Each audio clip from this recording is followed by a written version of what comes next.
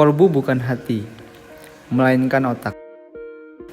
Otak yang tersusun oleh sekitar 100 miliar sel aktif dan 900 miliar sel pendukung adalah pusat pengendali keseluruhan tubuh manusia. Para ahli membagi otak menjadi 4 bagian. Pertama, otak besar atau cerebrum yang disebut juga otak manusia. Sebab bagian inilah yang membedakan manusia dari hewan yang lainnya.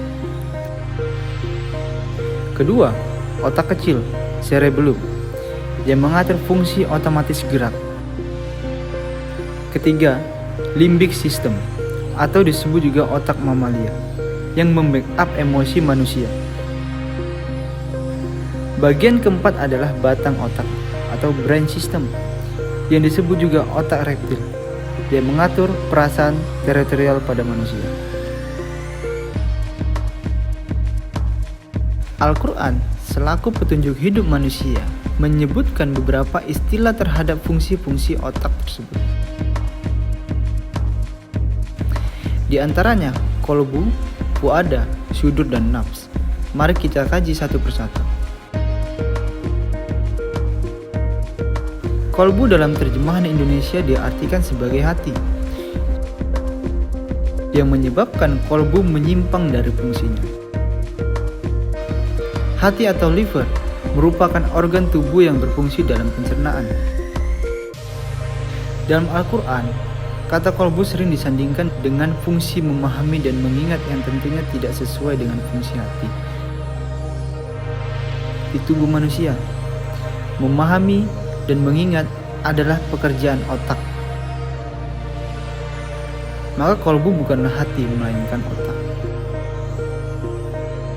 Selanjutnya, istilah fuada yang juga diterjemahkan sebagai hati. Di dalam Al-Quran, kata fuada selalu berkaitan dengan indera pendengaran dan penglihatan, baik bersamaan maupun salah satunya seperti yang termaktub dalam Quran Surah Al-Isra ayat 36.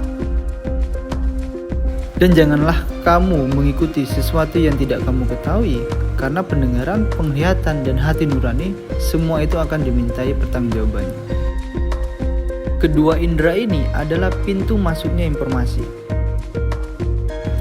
Setelah informasi masuk, tidak mungkin dibawa ke hati. Hal ini melanggar prinsip ilmiah. Tentu ke otak untuk diolah menjadi sebuah pengetahuan.